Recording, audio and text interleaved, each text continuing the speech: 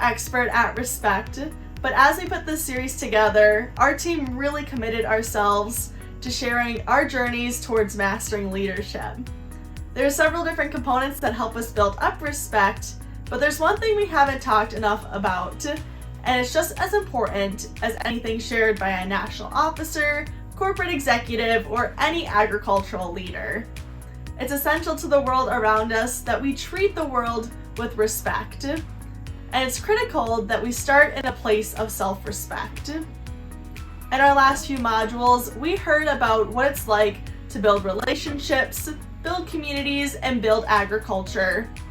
But self-respect helps us build ourselves as well. If you're like me, you've probably spent way too much time considering the ideas of worthiness, confidence, humility, and the general idea of just being enough. But respect starts with the belief that we are worth enough to respect.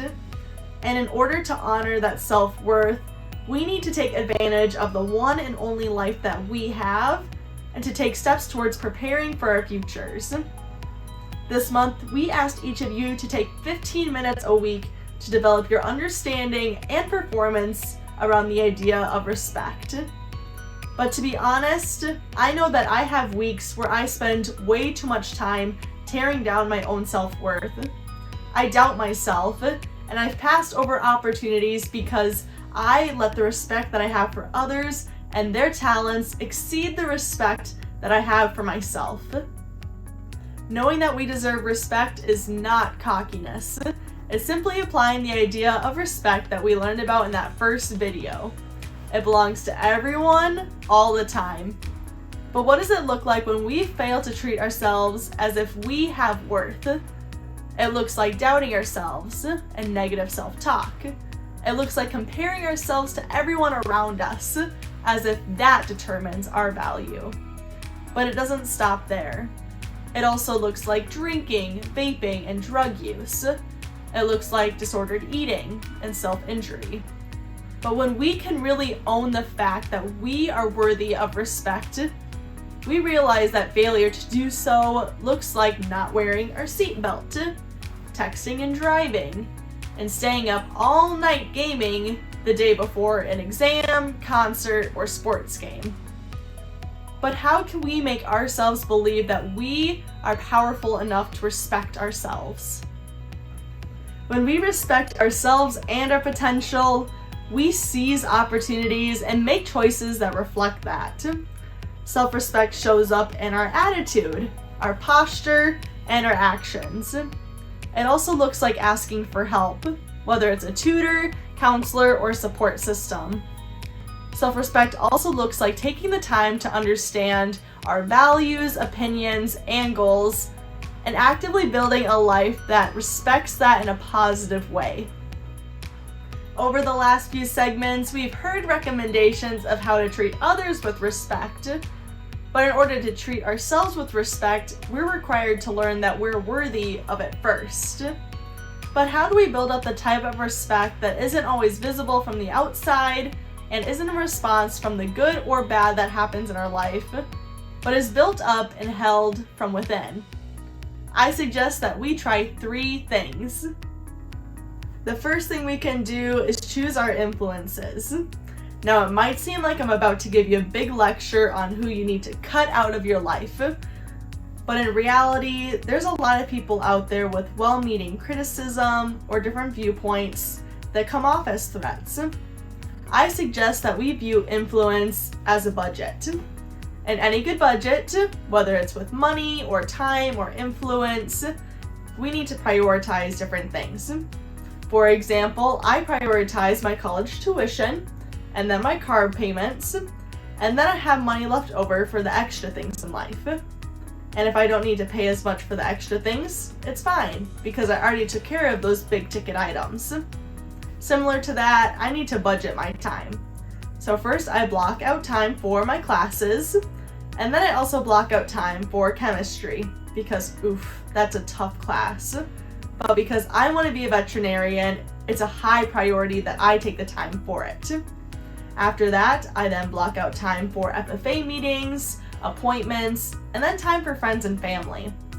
and as other opportunities arise, I'm able to choose them if I want, but I know that it won't be putting my other items at risk because I had intentionally put them first. Are the people in your life pushing you towards respect? If not, where can you find more? Are the people in your life undermining your ability to respect yourself and the people around you? No matter the answer to these questions, you should not be in a frenzy and try to figure out who you need to eliminate from your life. Instead, try to find new people that you can bring in and put first as your priority. This will give you the best results that will help you improve the respect you have for yourself, as well as the respect that you have for the world around you. Another option is to strengthen your habits of respect. Respect is something we can all fall back on, but it's always good to work on the basics. When I was in high school, I played on the soccer team. More specifically, the boys' soccer team. I had the basic set of skills, but in order to compete on a team that many thought was out of my league, I had to take those basic skills and kick them up a notch. So I worked extra hard on my passing and dribbling and stamina, so in the moments when I needed them most, they were right there. Do you make a point of showing people respect every day with intention? Do you look the store clerk in the eyes? Do you say thank you, even when it's not necessarily expected of you? Do you show people respect to their face and behind their back? Maybe you can put away your phone at the dinner table, or maybe you can actively listen in class. What ways can you continue to show respect? Pick 2 to 3 different things that you could do this week and start implementing them. Finally, number 3, identifying the situations when we don't default to respect. Have you ever been frustrated when someone tells you to do something that you were already planning to do?